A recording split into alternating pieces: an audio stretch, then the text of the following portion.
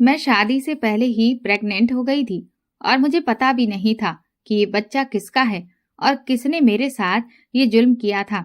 मैं सिर्फ अपनी माँ के साथ रहती थी। मैं उनको लेकर शहर चली आई और जब बच्चा पैदा हुआ और नर्स ने बच्चा मुझे दिखाया तो उस बच्चे को देखकर मेरी चीख निकल गई थी, क्योंकि वो बच्चा तो मेरे ही 15 दिन बाद ही मेरी शादी थी। मेरी माँ के साथ मेरे अब तक बाजार के कई चक्कर लग चुके थे।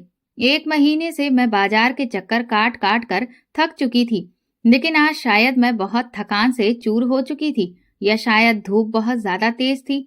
मैं बाजार चली गई थी, लेकिन मेरा सर बुरी तरह से चकरा रहा था। गर्मी के मारे मेरा जी मिचलाने लगा था। मैंने अपनी माँ से कहा कि मेरी तबीयत बहुत ज्यादा खराब हो गई है।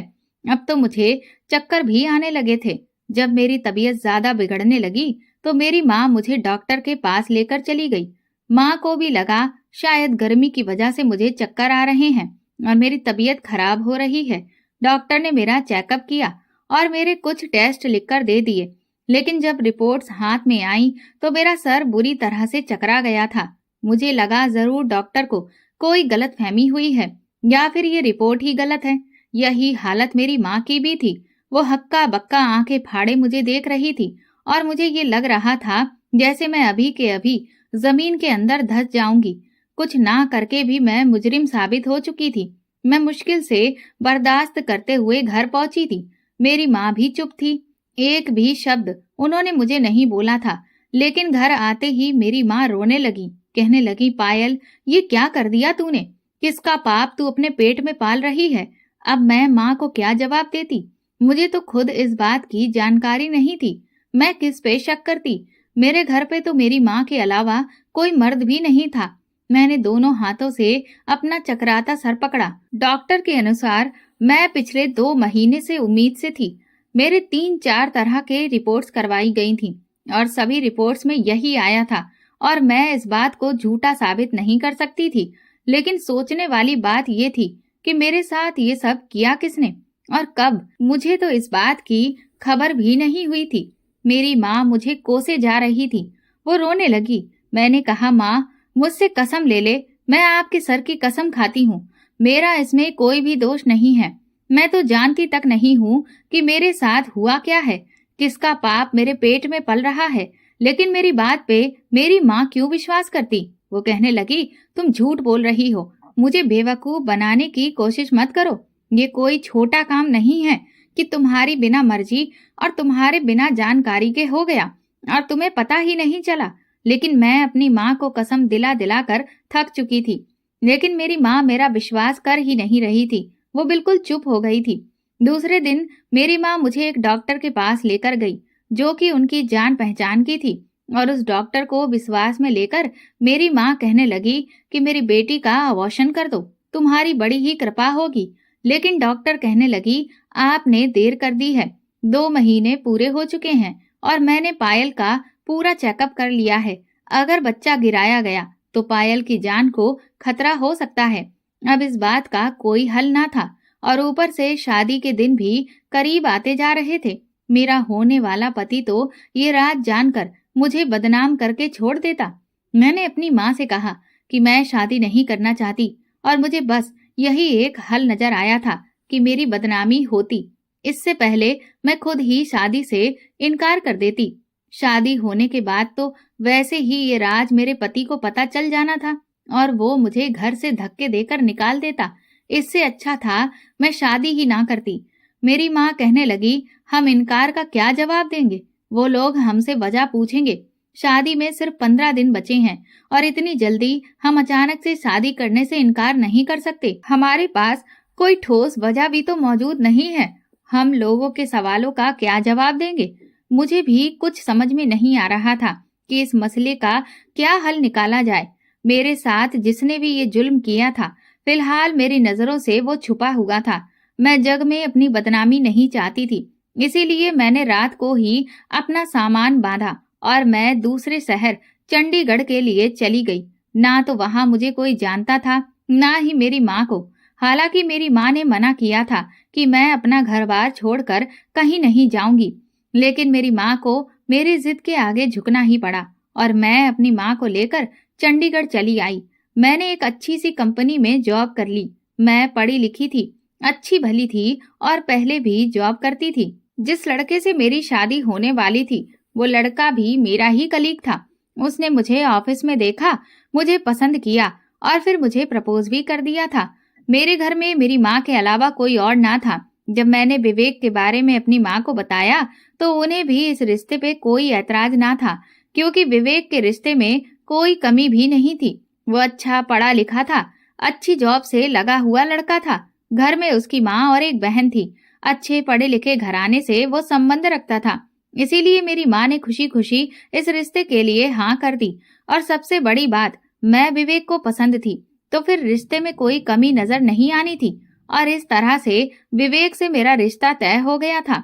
मैं ये नहीं कहती कि मुझे विवेक से कोई दीवानगी की हद तक मोहब्बत थी, लेकिन वो अच्छा और काफी सीरियस टाइप का लड़का था। काफी शरीफ इंसान भी था, क्योंकि उसने मुझसे मोहब्बत के दावे करने के बजाय सीधा सीधा मुझे प्रपोज किया और दूसरे दिन उसने अपना रिश्ता मेरी माँ के घर भेज दिया। सब कुछ ठीक ठाक चल रहा था, लेकिन अब ये सोचकर मैं पागल होने लगी थी कि ऐसा भी मेरे साथ क्या हुआ। किसने मेरे साथ ये जुल्म किया था? किसने मेरे साथ ये पाप कर दिया और मुझे खबर तक ना हुई? ये मेरी जिंदगी का एक अजीबोगरीब हादसा था जिसने मेरी रातों की नींदें बर्बाद करके रख दी थी। मैं अपनी गुजरी जिंदगी को सोच सोच कर पागल हो रही थी, लेकिन मेरे गुजरे अतीत में मुझे कुछ भी ऐसा याद ना आता था कि मैं शक करती। मैं और मेरी माँ रात के समय घर से निकले थे, इसीलिए दूसरे दिन ही मेरे फोन पे विवेक के नंबर से कॉल आई थी। शायद वो मुझे घर से गायब होने की वजह जानना चाहता था, लेकिन मैं उसे क्या बताती? इसके बारे में तो मुझे खुद भी पता नहीं था। मैं जानती थी कि वो कभी भी इस तरह मुझे स्वीकार नहीं करेगा। मैंने अपना नंबर चेंज कर लिया, पुरानी सिम मोबाइल से निकालकर तोड़कर फेंक दी। मेरा दिल खून के आंसू रो रहा था। मेरी हंसती खिलखिलाती जिंदगी में गम के बादल छा गए थे, जो छटने का नाम ही नहीं ले रही थे। एक बार मेरा मन हुआ कि मैं विवेक को सारी सच्चाई बता दूं।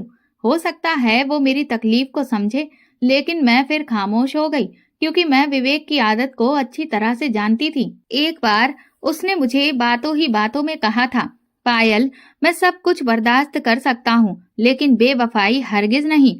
मैं बेवफा ना थी, लेकिन ना जाने कैसे बदकिरदार हो चुकी थी। मेरी माँ भी मेरे इस गम की वजह से बीमार रहने लगी थी। यहाँ पे मैंने लोगों को यही कहा था कि मैं शादीशुदा हूँ और मेरा पति विदेश में रहता है। मेरे पास इसके अलावा और कोई दूसरा चारा भी ना था। मैं झूठ बोलती, सुनने और कहने में बहुत अजीब लगता कि मैं नहीं जानती कि मैं किस पाप को अपने शरीर में पाल रही थी। दिन ब दिन मेरी तबीयत अब खराब रहने लगी थी।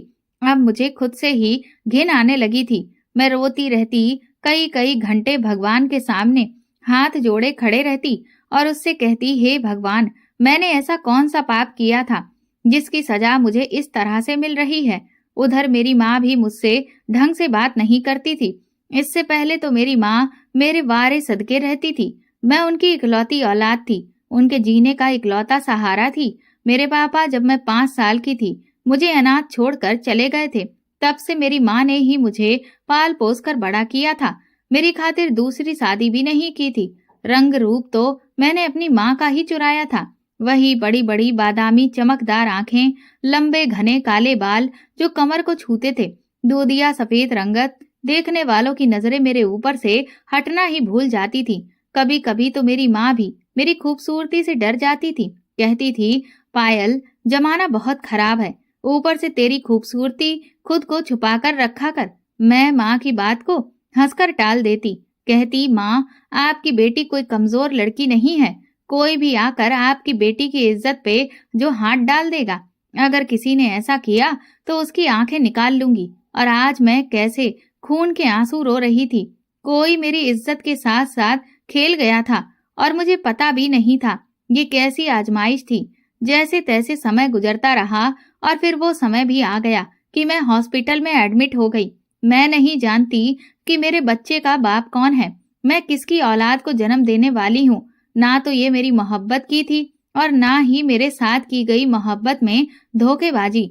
वो एक नाजायज औलाद थी और ये दर्द मैं ही जान सकती थी कि मैं ये दर्द कैसे बर्दाश्त कर रही थी। औरत कभी भी ऐसे बच्चे को जन्म देना नहीं चाहती जिसे देखकर उसे घिन आए। मुझे भी उस बच्चे से घिन महसूस होती थी जिसने मेरी जिंदगी तबाह और बर्बाद कर दी थी। मैंने तो सोच लिया था कि मैं इस बच्चे के पैदा होते ही अनाथ आश्रम में दे दूंगी, क्योंकि मुझे इस बच्चे से कोई भी लगाव नहीं था, बल्कि मुझे इस बच्चे से नफरत थी जिसमें मेरी पूरी जिंदगी ही बर्बाद कर दी थी। मुझे मेरी माँ की नजरों में ही गिरा दिया था, जहाँ तक कि मैं खुद से ही नजरें मिलाने के काबिल नहीं रही थी। 4 घंटे के दर्द को सहने के बाद मैंने एक बच्चे को जन्म दिया था, और जब बच्चे की शक्ल देखी तो मेरे होश उड़ गए थे। बच्चे की गर्दन पर पड़ा वो पैदाइशी काला निशान मेरे सर पर आसमान गिरा रहा था, क्योंकि उस बच्चे की शक्ल तो मेरे ही। ये उन दिनों की बात है जब मैं ऑफिस के काम के सिलसिले में ऑफिस की टीम के साथ शिमला गई हुई थी। मैं आर्किटेक्चर के नक्शे बनाती थी, मेरा यही काम था। शिमला में भी मैं इसी सिलसिले में गई थी। वहां पर एक होटल का नक्शा मुझे बनाना था, और हम सबके काम का मकसद एक ही था। हमारी पूरी टीम के लिए हमारे बॉस ने एक होटल के कमरे को बुक कर रखा था। विवेक हमारे साथ नहीं गया था, क्योंकि उन्हीं दिनों उनकी माँ बीमार थी। जिस दिन हम शिमला पहुंचे थे उस समय हर तरफ बर्फबारी शुरू हो चुकी थी, इसीलिए रास्ते अक्सर बंद हो जाते थे और कई कई दिनों हमें होटल में ही कैद होकर गुजारने पड़ते थे। उन दिनों की बात है जब बर्फबारी बहुत तेजी से हो रही थी और शिमला आने वाले लोगों की गाड़ियां बहुत खतरनाक हादसे का शिकार हो गई थी। कई गाड़ियां तो रास्ते में बर्फ पर फिसलने की वजह से फंस गई थी, और लोग वहीं गाड़ियों में ही दबे ठंड की वजह से जान से हाथ धो बैठे थे। ये हादसा ऐसा था कि हर दिल को तड़पा के रख दिया था। होटल के मालिकों ने 3 गुना बढ़ोतरी कर दी थी। उन्हीं दिनों हम भी अपने होटल के कमरे में कैद होकर रह गए थे। सर्दी की इतनी तेजी थी कि हीटर भी काम नहीं कर रहे थे। मुझे याद आने लगा, उन्हीं दिनों होटल पे ग्राहकों की भीड़ बहुत बढ़ गई थी। लोग होटल का किराया लाखों में देने के लिए भी तैयार थे। बहुत से लोगों ने इंसानी हमदर्दी के नाते अपने ही कमरों में लोगों को ठहराना शुरू कर दिया था, लेकिन मैं नहीं जानती थी कि मेरे साथ ऐसा घिनौना खेल भी वहां खेला जा सकता है। एक रात मेरे कमरे का दरवाजा बड़ी जोर से धड़धड़ाया था। मैं सर्दी के मारे रजाई में भी कांप रही थी। मुश्किल से ही मुझे नींद आ रही थी कि तभी दरवाजे की दस्तक ने मुझे नींद से उठाया था। मुश्किल से उठकर मैंने कमरे का दरवाजा खोला तो उसी होटल का एक नौकर था। वो मुझसे कहने लगा, एक फैमिली इस समय बड़ी मुश्किल से इस होटल तक पहुंची है और उनकी बच्ची भी बहुत बीमार है। होटल का कोई भी कमरा खाली नहीं है। अगर आप एक रात के लिए उन्हें इस कमरे में ठहरा लें तो ये आपका उन बाप बेटी पे बड़ा ही एहसान होगा। मैं कुछ देर तो यही सोचती रही कि क्या करूं और क्या ना करूं, लेकिन मैंने इंसानी हमदर्दी के नाते अनुमति दे दी। कुछ ही देर में 30-32 साल का एक आदमी और एक 5 साल की बच्ची को गोद में लिए वो मेरे सामने खड़ा था। इस वक्त बेहद परेशान लग रहा था। कमरे में आते ही उसने अपनी बेटी को फौरन से बेड पर लिटाकर उस पर रजाई डाल दी। वो बच्ची बुरी तरह से कांप रही थी। वो आदमी खुद भी एक मोटी सी जैकेट पहने हुए था। मुझे एहसास जताते हुए नजरों से वो देखने लगा। कहने लगा, मैं आपका एहसान किन शब्दों में अदा करूं? अगर आप मुझ पर एहसान ना करती तो मेरी बच्ची को ना जाने सर्दी के मारे क्या हो जाता। मैंने कहा, कोई बात नहीं। फिर वो कहने लगा, आप बस मेरी बेटी का ख्याल रख लेना, मैं तो कहीं भी समय काट लूंगा। ये कहकर वो कमरे से बाहर चला गया। मैंने उसकी बेटी को कंबल से अच्छी तरह से लपेट दिया था और मैं खुद भी अपने बेड पे आकर लेट गई। वो बच्ची नींद की बेहोशी में भी बुरी तरह से कांप रही थी। मैं उसके ठीक बराबर में लेट गई और उस 5 साल की मासूम बच्ची को अपनी गोद में भर लिया। कुछ ही देर में ही उस बच्ची की कपकपाहट बिल्कुल खत्म हो चुकी थी। अब वो बच्ची गहरी नींद में सो चुकी थी। रात भर बर्फबारी होती रही और सुबह भी यही सिलसिला जारी था। सर्दी की तेजी इतनी ज्यादा बढ़ चुकी थी कि नालों में पानी भी जमने लगा था। वो बच्ची जब जागी तो मुझे अपने पास देखकर कुछ घबरा गई थी। वो मुझसे कहने लगी, मुझे अपने पापा के पास जाना है। लेकिन मैं ये नहीं जानती थी कि उसका बाप इस समय कहाँ था। मेरे पास तो उस आदमी का नंबर तक ना था। मैंने उसे बहुत समझाया कि आपके पापा अभी थोड़ी देर में आ जाएंगे, लेकिन वो रोने लगी। मैंने कमरे से बाहर निकलकर दाएं बाएं देखा कि शायद मुझे उसका बाप कहीं नजर आ जाए, लेकिन राहदारी बिल्कुल ही खाली पड़ी थी। मैंने बड़ी मुश्किल से उस बच्ची को चुप कराया था, फिर एक नौकर से कहकर नाश्ता मंगवाया, लेकिन उसका बाप वापस नहीं आया था। सुबह से दोपहर हो चुकी थी, लेकिन उस बच्ची के बाप का कुछ पता भी ना था। मैंने उस होटल के मैनेजर से बात की तो वो मैनेजर कहने लगा कि रात भर तो वो इसी होटल के लॉबी में रखे सोफे पे ही सो रहा था, लेकिन सुबह कहाँ गया हमें भी इस बात की जानकारी नहीं है। अब मैं परेशान हो गई थी कि इस बच्ची को कैसे बहलाऊं, क्या करूं, क्योंकि वो लगातार रोए जा रही थी। मुश्किल से ही मैंने उसे दोपहर का खाना खिलाया, फिर उसको उसकी फैमिली के बारे में पूछने लगी तो वो कहने लगी कि मेरी मम्मी नहीं है, मुझे छोड़कर वो भगवान के पास जा चुकी हैं और मैं अपने पापा के साथ ही दिल्ली में रहती हूँ और मैंने ही अपने पापा से शिमला आने की जिद की थी। मेरे पापा मुझसे बहुत मोहब्बत करते हैं और वो मेरी कोई भी बात नहीं टालते, इसीलिए मेरी जिद को देखते हुए पापा मुझे शिमला लेकर आए थे, लेकिन रास्ते में बर्फबारी के तूफान में हमारी गाड़ी फंस गई। मुश्किल से ही पापा मुझे गोद में लिए पैदल ही चल पड़े थे और सर्दी के मारे मैं बेहोश हो गई थी और जब मुझे होश आया तो मैं यहाँ आपके पास थी। मैंने होटल के स्टाफ से कई बार लड़की के बाप के बारे में पूछा था, लेकिन वो कुछ भी नहीं जानते थे। शाम के समय वो आदमी वापस लौटा था और इधर गुस्से और परेशानी से मेरा बुरा हाल था। वो अपने पापा को देखकर बच्ची खुशी के मारे चहक उठी थी और अपने पापा के साथ लग गई और रोने भी लगी। मैं उस आदमी पर बुरी तरह से बरस पड़ी। मैंने कहा, आपके अंदर जरा सी भी जिम्मेदारी नहीं है। आपकी बच्ची पूरे दिन से रो रो कर बेहाल हो चुकी है और आप हैं कि होटल से ही गायब थे। मेरी बात सुनकर वो शर्मिंदा हो गया और उसने अपनी नजरें झुका ली। वो कहने लगा, मैं माफी चाहता हूँ, लेकिन सुबह होते ही मुझे मालूम हुआ कि रात की बर्फबारी के तूफान से बहुत सी गाड़ियां बर्फ के नीचे ढक चुकी थीं और रेस्क्यू टीम की तरफ से लोगों को मदद के लिए भेजा जा रहा था, इसीलिए मैं भी वहां चला गया। बहुत से लोग अपनी जान से हाथ धो बैठे हैं, लेकिन बहुत से लोगों की जान हमारी मदद से बच भी गई है। बस मुझे वहां पर इतना टाइम लग गया। ये सुनकर मेरा गुस्सा जाता रहा था। वह आदमी एक अच्छे काम पर ही गया था, लोगों की जान बचाने का काम कर रहा था। मैं उस पर इतना गुस्सा कर बैठी। वो मुझसे कहने लगा, आज रात भी ऐसे ही तूफान की भविष्यवाणी की गई है, कल शाम तक शायद कोई हल निकल आए। जैसे ही रास्ते साफ होते हैं मैं फौरन से वापस चला जाऊंगा। आपने मेरी वजह से बहुत तकलीफ उठाई है। वो सफाई देने लगा। फिर मैंने कहा, चलो कोई बात नहीं, आपने जो भी किया लोगों को बचाने के लिए ही किया और ऐसे मुश्किल समय में ही एक दूसरे का साथ नहीं देंगे हम तो फिर क्या फायदा ऐसे इंसानियत का। मेरी बात पे वो काफी रिलैक्स हो गया था। रात तक मेरे ही कमरे में रहा, मुझे मेरे बारे में पूछता रहा और अपने बारे में भी बताता रहा। समय भी तो किसी तरह से गुजारना था। वो कहने लगा, मेरी लव मैरिज हुई थी और मेरी बेटी की पैदाइश के बाद ही मेरी पत्नी बीमार रहने लगी थी। मेरी बेटी अभी सिर्फ 2 साल की थी कि जब मेरी पत्नी मुझे और मेरी बच्ची को इस दुनिया में अकेला छोड़कर चली गई, लेकिन उसके बाद मैं किसी और को अपनी जिंदगी में शामिल ना कर सका, क्योंकि मुझे ये डर था कि दूसरी औरत मेरी बेटी के साथ सौतेला व्यवहार करेगी। शाम होते ही वो आदमी फिर से कमरे से बाहर चला गया था। उधर फोन के सिग्नल भी बंद जा रहे थे। मैंने अपने फोन को एक नजर देखा तो कुछ मैसेजेस आए हुए थे। उधर विवेक मेरी खैर खबर पूछ रहा था और मेरी वजह से परेशान था, क्योंकि शिमला के हालात के बारे में उसे भी पता चल चुका था। मेरी माँ भी बेहद परेशान थी, लेकिन फोन के सिग्नल बहुत कम आ रहे थे। हम एक दूसरे से बहुत कम बात कर पा रहे थे। मुझे सबसे ज्यादा चिंता अपनी माँ की थी, जो मेरी वजह से बहुत परेशान थी।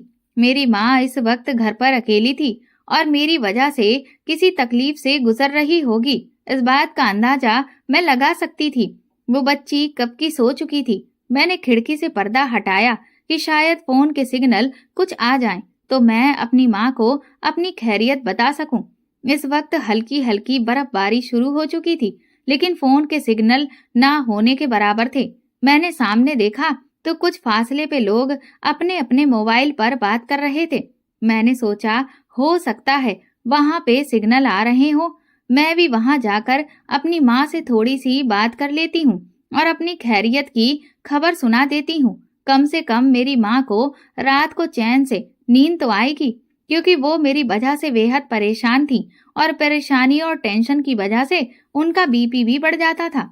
वो तो मुझे भी यहाँ भेजना नहीं चाहती थी, लेकिन मैं अपनी नौकरी खोना नहीं चाहती थी। जब बॉस ने ये काम सौंपा था तो करना तो जरूरी ही था। मैं कुछ दिन के लिए ही यहाँ पर आई थी, लेकिन बर्फबारी की वजह से फंस चुकी थी। मैंने अपनी गर्म शॉल उठाई, खुद पे ओढ़कर कमरे से बाहर निकल गई। उस वक्त रात के 11 बज रहे थे। होटल में सन्नाटा छाया हुआ था। सर्दी की वजह से सब अपने अपने कमरों में दुबके पड़े थे। मैंने होटल की लॉबी पर बिस्तर बिछे देखे थे। बहुत से लोग मजबूरन वहां सोने के लिए मजबूर थे। उस बच्ची का बाप भी कोने में लेटा हुआ था। मैंने बस एक ही नजर उस पर डाली थी और वहां से निकल गई। मुझे बस अपनी माँ को तसल्ली देनी थी। उस वक्त हर तरफ बर्फबारी ही बर्फबारी थी। मैं जिस शहर से यहाँ आई थी और वहाँ सर्दी भी इतनी ज्यादा नहीं थी। मैं इतनी ज्यादा सर्दी बर्दाश्त करने की आदी नहीं थी। मुझे मोटे कपड़ों में भी सर्दी लग रही थी। मैंने अपना मोबाइल ऑन किया, लेकिन सिग्नल अब भी कम थे। सामने लगभग 1 मील की दूरी पे कुछ लोग मोबाइल पे बात कर रहे थे। मैं भी उसी तरफ जाने लगी। बार बार अपना मोबाइल भी देख रही थी कि जहाँ सिग्नल पकड़ आते हैं वहीं अपनी माँ से बात कर लूं और वापस लौट जाऊं। मैं मुश्किल से ही बर्फ पे चल पा रही थी। आधे घंटे के बाद मैं वहां पहुंच गई थी जहां पर कुछ सिग्नल आ रहे थे। मैंने अपनी माँ का नंबर मिलाया। उस वक्त सर्दी के मारे मैं बुरी तरह से कांप रही थी। मेरी माँ ने फोन उठाया। वो मेरे लिए बहुत परेशान थी। कहने लगी, वहां की खबरें सुन सुनकर मेरा दिल दहल रहा है और सिग्नल तो ना होने की वजह से तुमसे बात भी नहीं हो पा रही थी, इसीलिए मैं बेहद परेशान थी। मैं अपनी माँ से बात कर ही रही थी कि तभी बर्फबारी और भी तेजी से शुरू हो गई। एकदम ही ऐसा लगा कि बर्फ के गोले सर पर गिरने लगे। मैंने अपनी माँ से कहा, चलो माँ ठीक है, मैं वापस अपने कमरे में जा रही हूँ क्योंकि बर्फबारी बढ़ने लगी है। मैंने जल्दी से फोन बंद किया और जेब में डाला और तेज कदम उठाती होटल की तरफ बढ़ने लगी। लेकिन इस बर्फबारी की वजह से मेरे हाथ पैर कांपने लगे। बर्फबारी की वजह से अब मुझे चलना भी दूभर पड़ रहा था। ऐसा लगता कि जैसे मेरा चेहरा सुन्न हो गया है। मेरे हाथ पैर भी सुन्न हो चुके हैं। अब तो मैं सांस भी ठीक से नहीं ले पा रही थी। मैं जल्द से जल्द अपने कमरे तक पहुंच जाना चाहती थी, लेकिन एक जगह जाकर बस मेरे पैर धंस गए थे। मैं अपने आप को निकालने की कोशिश कर रही थी, लेकिन मेरे पैर नहीं निकल रहे थे। और फिर मैं वहीं बर्फ पे औंधे मुंह गिर गई और बर्फ की तेजी भी बढ़ने लगी थी। धीरे धीरे मैं बर्फ में धंसने लगी थी। ऐसा लग रहा था कि आसमान से गिरती बर्फ हर चीज को अपनी आगोश में समेट लेगी। सर्दी के बारे में अब तो मेरे हाथ पैरों ने काम करना ही बंद कर दिया था। मैं खुद को उस बर्फ से निकालने की कोशिश कर रही थी, लेकिन ऐसा लग रहा था जैसे मेरे हाथ पैरों में जान ही ना हो। अब मुझसे सर्दी बर्दाश्त नहीं हो रही थी। मैं उठने की कोशिश कर रही थी, लेकिन नाकाम थी। मुझे लगा अब मैं अपनी जिंदगी से हाथ धो बैठूंगी। जितने भी लोग आसपास खड़े थे और फोन पे बात कर रहे थे, बर्फबारी तेज होते ही सबने अपने अपने ठिकानों पे जाना शुरू कर दिया था। अब आसपास कोई भी दिखाई नहीं दे रहा था। सिर्फ मैं ही वहां पे अकेली बर्फ में फंसी हुई थी। मुझे लगा मेरी जिंदगी बस इतनी ही है। मैंने अपनी आंखें बंद कर ली। मेरी सांसें मुझे डूबती हुई महसूस हो रही थी।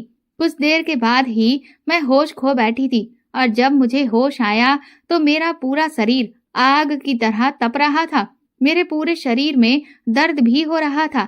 दर्द के मारे मैं करहा रही थी। मैंने मुश्किल से ही आंख खोली तो मैं अपने होटल के कमरे में ही थी। वो बच्ची मेरे पास ही बैठी थी, मेरे हाथों को सहला रही थी।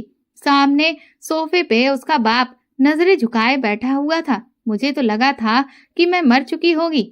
मुझे किसने बचाया था और मैं यहाँ कैसे पहुंची? मैंने उठने की कोशिश की तो वो बच्ची अपने पापा को पुकारने लगी। कहने लगी, पापा आंटी को होश आ गया। वह आदमी ये सुनकर एकदम से चौंका था, शायद किसी गहरी सोच में डूबा हुआ था। फिर उठकर मेरे पास आया, मुझसे मेरी खैरियत पूछने लगा। कहने लगा कि मैं आपको बाहर जाते हुए देख रहा था, मुझे लगा शायद आपको कोई काम होगा, इसलिए आप बाहर जा रही हैं।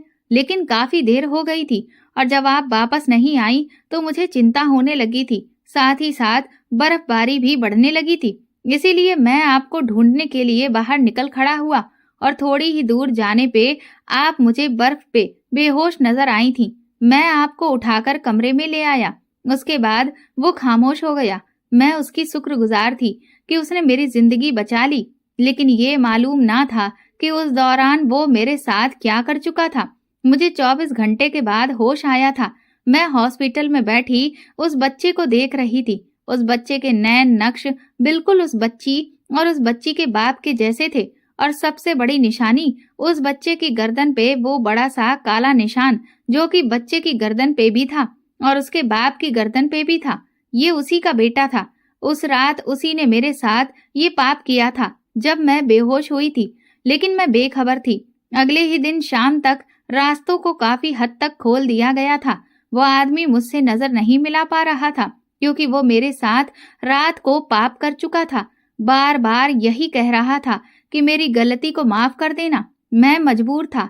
मैं उसकी बात को उस समय समझ नहीं पा रही थी। मुझे लगा शायद वो मेरी जान बचाने के लिए मुझे बर्फ से उठाकर कमरे तक लाया था, इसीलिए इस तरह से बात कर रहा था। वो अपनी बेटी को लेकर वापस जा चुका था।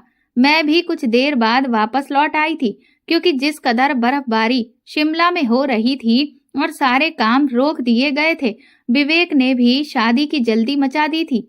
2 महीने कैसे गुजरे थे मैं समझ नहीं पाई थी। अब इस बच्ची को देखकर मुझे सब कुछ याद आ गया था। मैं इस बच्चे को देखकर फूट फूट कर रोने लगी। कैसा जालिम आदमी था। मैंने उसे पनाह दी, उसकी बच्ची को संभाला और फिर मेरी बेहोशी का नाजायज फायदा उठाया था उसने। इससे तो अच्छा था कि वो मुझे मर जाने देता, क्योंकि जो जिंदगी मुझे दी थी मेरे लिए मौत से भी बुरी थी। घर वापस आकर मैंने अपनी माँ को सारी हकीकत बता दी। मैं नहीं जानती कि वो आदमी कौन था, कहाँ रहता था, यहाँ तक कि मुझे तो उसका नाम भी पता नहीं था कि जिसके बच्चे की मैं माँ बन चुकी थी। मैंने अपनी जिंदगी से समझौता कर लिया था। अब भी मेरा बच्चा कुछ ही महीनों का था कि मैंने उसे अपनी माँ के हवाले कर दिया और खुद जॉब करने लगी। मैं उस बच्चे को अनाथ आश्रम में नहीं डाल सकी। कुछ भी कहो, 9 महीने तक मैंने उसे अपने पेट में पाला था और मौत को छूकर उस बच्चे को जन्म दिया था। वो मेरा भी खून था। मैं उसे खुद से जुदा नहीं कर सकती थी, इसीलिए मैंने उसे अपना लिया। लेकिन घर भी चलाना जरूरी था, इसीलिए उसे अपनी माँ के हवाले कर दिया और खुद जॉब करने के लिए निकल पड़ी। पता नहीं था कि किस्मत एक बार फिर मुझे उस आदमी के सामने लाकर खड़ा कर देगी। एक बार जब घर आई तो सामने उसी आदमी को अपनी माँ के साथ बैठे देखा तो मैं दंग रह गई। उसकी बेटी भी उसके साथ में ही थी। उसकी खुद की हालत भी बिखरी हुई सी थी। उसकी शेप भी काफी बड़ी हुई थी। मुझे देखकर वो खड़ा हो गया। वो आदमी किसी मुजरिम की तरह नजरें झुकाए हुए था। मैंने उसे देखा। इससे पहले कि कुछ कहती, उसकी बेटी मेरे पास आकर मुझसे लिपट गई। कहने लगी, आंटी, मैंने आपको बहुत मिस किया था। मैंने और पापा ने आपको बहुत ढूंढा, लेकिन आप न जाने कहाँ खो गई थी। मैंने उस बच्ची को कोई जवाब नहीं दिया। मेरी माँ मेरे पास आई। कहने लगी, इस आदमी को अपनी गलती का एहसास हो गया है। कब से ये हमारी तलाश में भटक रहा था और अब जाकर हमें तलाश कर पाया है। तुमसे माफी भी मांगना चाहता है और तुमसे शादी भी करना चाहता है। मैंने ये सुनकर एक नफरत भरी नजर उस पर डाली थी। वो नजरें झुकाए किसी मुजरिम की तरह मेरे सामने खड़ा हुआ था। मैंने कहा, मैंने तुम्हारा क्या बिगाड़ा था जो तुमने मेरी जिंदगी बर्बाद कर दी और तुम्हें अब एहसास हुआ है अपनी गलती का। मुझे तुमसे कोई संबंध नहीं रखना। उठाओ अपना बच्चा और निकल जाओ मेरे घर से। ये कहकर मैं नम आंखों से अपने कमरे में चली गई। मेरे अंदर के सारी बर्दाश्त दम तोड़ चुकी थी। मैं फूट फूट कर रोने लगी। विवेक मुझे बेवफा समझ रहा होगा, जिसे मैंने उस इंसान की वजह से शादी से कुछ दिन पहले ही बिना बताए घर छोड़ दिया था। उसकी नजरों में मैं बेवफा बन चुकी थी। वह आदमी मेरे कमरे में आ गया। मुझसे कहने लगा, पायल, एक बार मेरी बात सुन लो। अगर आपको ये लगे कि मैं गलत हूँ तो बेशक जो चाहे मुझे सजा दे देना, मैं उफ तक नहीं करूंगा। आंखें उसकी भी नम थी। मेरे सामने आकर वो बैठ गया। मैंने अपने आंसू साफ किए। उसके सामने मैं कमजोर पड़ना नहीं चाहती थी। जिस रात मैं तुम्हें बेहोशी की हालत में कमरे में लाया था, तुम्हारा शरीर ठंड की वजह से एकदम नीला पड़ चुका था। तुम्हारी जिंदगी बचाने का मेरे पास एक ही रास्ता था, वरना तुम अपनी जान से हाथ धो बैठती और मैं तुम्हें अपनी आंखों के सामने यूं मरता हुआ नहीं देख सकता था, क्योंकि तुमने मेरे ऊपर बहुत बड़ा एहसान किया था, मेरी बच्ची की जिंदगी बचाकर। और मैं अपनी बच्ची की जिंदगी बचाने वाले को अपनी आंखों के सामने मरता हुआ नहीं देख सकता था। मैं हर हाल में तुम्हें बचाना चाहता था। अगर मेरे पास तुम्हारी जान बचाने का कोई दूसरा रास्ता होता तो मैं ये गुनाह कभी ना करता। पहले मैंने तुम्हारे शरीर को गर्मी देने की हर मुमकिन कोशिश की थी। तुम्हारे हाथों को सहलाया, तुम्हारे पैरों के तलवों को सहलाया, लेकिन तुम्हारे शरीर में गर्मी पैदा नहीं हो रही थी और मेरे पास लास्ट ऑप्शन अपने शरीर की गर्मी देना ही बचा था। मेरा विश्वास करो पायल, जब मैंने तुमसे कपड़े अलग किए थे उस समय मैंने अपनी आंखें बंद कर ली थी। मेरे मन में कोई भी गलत विचार नहीं थे। मैं बस तुम्हें अपने शरीर की गर्मी देकर तुम्हारी जान बचाना चाहता था। लेकिन पता नहीं वो कौन से कमजोर पल थे कि तुम्हें अपने शरीर की गर्मी देते देते मैं बहक गया था और वो सब कुछ हो गया जो नहीं होना चाहिए था। सुबह मुझे इस बात की बहुत शर्मिंदगी थी और मैं हिम्मत करने के बावजूद भी तुमसे कुछ कह नहीं पाया। तुम्हें बिना बताए वहां से चला गया, लेकिन इस जुर्म के एहसास ने मुझे चैन लेने ही नहीं दिया। मैंने तुम्हें बाद में बहुत ढूंढा, होटल से तुम्हारे ऑफिस का पता भी निकलवाया और तुम्हारे ऑफिस से तुम्हारे घर का एड्रेस निकलवाया। मैं तुम्हारे घर भी गया था तो मालूम हुआ कि तुम्हारी शादी होने वाली है। मैंने सोचा तुम शादी करके अपनी जिंदगी में खुश रहोगी। मैं तुम्हें ये सच्चाई बताकर डिस्टर्ब नहीं करना चाहता था, इसीलिए वापस चला गया। लेकिन कुछ दिन पहले ही मैंने तुम्हें अपने दोस्त के साथ देखा था। मालूम हुआ कि तुम्हारा बेटा भी है और तुम्हारा पति विदेश में रहता है। ये सोचकर मेरे दिल को सुकून हुआ था कि तुम अपनी जिंदगी में खुश हो। तुम्हारा प्यारा सा बेटा है और तुम्हारा पति भी है, लेकिन फिर भी मैं अपने किए की माफी मांगना चाहता था, इसीलिए यहाँ पर आ गया। तुम्हारी माँ से सच जानकर मुझे बहुत दुख हुआ कि मेरी वजह से तुम्हें इतनी तकलीफ उठानी पड़ी। मुझे माफ कर दो और मुझसे शादी कर लो। मैं बाकी की सारी जिंदगी अपने जुर्म की भरपाई करता रहूंगा, लेकिन मुझे जुर्म के हिसाब से छुटकारा दिला दो। पायल, जो मजबूरी में मुझे करना पड़ा था मैं वो कर चुका था। वो बहुत रो रहा था, हाथ जोड़कर मेरे सामने हिचकियों से रो रहा था और मैं हाँ ना करती तो फिर क्या करती। उसके जुड़े हुए हाथ मैंने पकड़ लिए और फिर उसे माफ कर दिया। बहुत ही सादगी से हमारी शादी हो गई। मैं उसकी दुल्हन बनकर उसके घर चली गई। शादी के बाद उसने मुझे इतनी मोहब्बत दी कि मैं अपने सारे गम और तकलीफें भूल गई थी। मेरा एक प्यारा सा परिवार है जिसमें प्यारा सा बेटा, एक बेटी है और चाहने वाला पति है। अब मुझे और क्या चाहिए। दोस्तों, अगर आपको हमारी कहानी पसंद आई है तो कमेंट करके जरूर बताएं और वीडियो को लाइक करके ज्यादा से ज्यादा शेयर करें।